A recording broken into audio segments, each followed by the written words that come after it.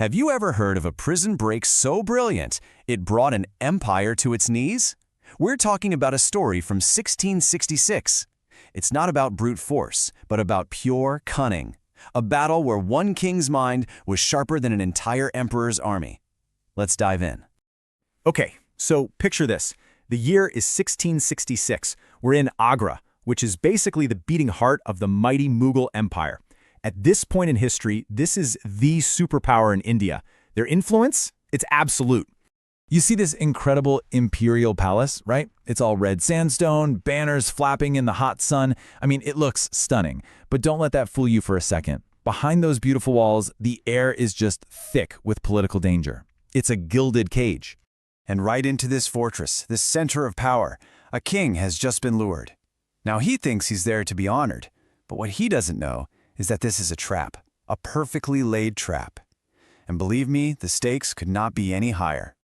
All right, so let's break down who's who in this high-stakes game. You've got what they call a lion from the Deccan region, who's just been invited into the court of the tiger. And this meeting, it's about to change everything.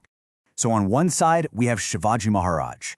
He's this rising force from the Deccan, and his reputation is all about his incredible strategic mind.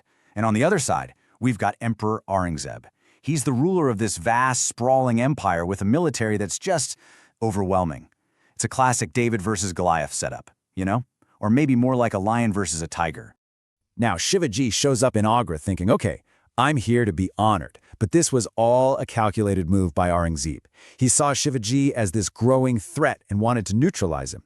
So that grand court, it wasn't about giving honors. It was an arena designed for humiliation. I mean, just try to imagine it. You're Shivaji Maharaj, a king. You walk into this glittering imperial court with your young son by your side. But instead of being treated like royalty, you get shoved into a spot with a bunch of low-ranking nobles. The message from the emperor couldn't have been clearer. You are insignificant. Now you either submit to me or I will crush you. But Shivaji, he wasn't having any of it. He absolutely refused to bow down, and his response was just legendary. He basically declared right then and there that he wouldn't be intimidated. He made it clear that his power didn't come from some title an emperor could give him.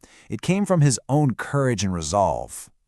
Well, for that act of defiance, Shivaji was immediately put under house arrest. So, okay, he wasn't thrown in a dungeon with chains, but let's be real, he was a prisoner, totally surrounded by Mughal soldiers with spies watching every single thing he did. And this brings us to the big question, right? How on earth do you escape from what is essentially an inescapable fortress? You're deep in enemy territory, you're being watched 24/7. Aurangzeb probably thought, give him some time, his spirit will break.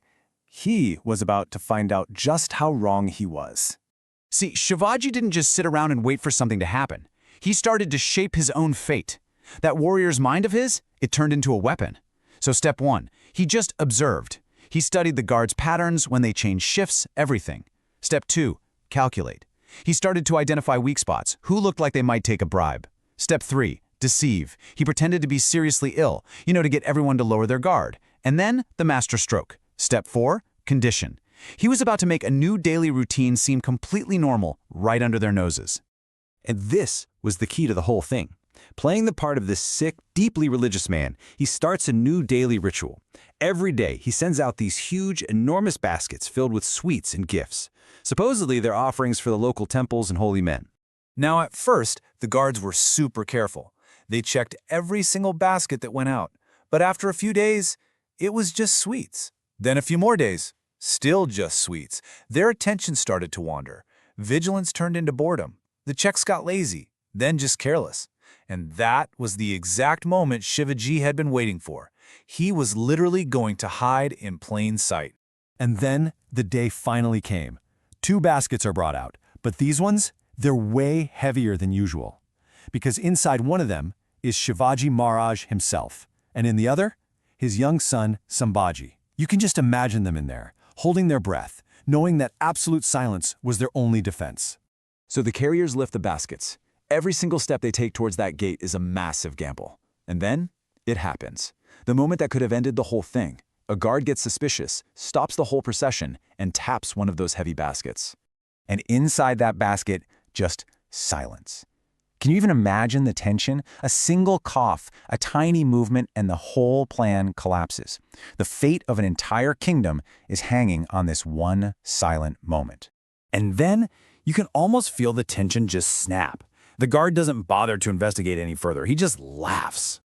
He just says, "It's only sweets," and waves him through. That conditioning, it worked perfectly. The routine had become so normal, so predictable, that the impossible just seemed boring. The gates opened, and just like that, the line was out. But look, getting out of the house was just step one. The real fallout from this incredible escape was about to send shockwaves through the entire Mughal Empire.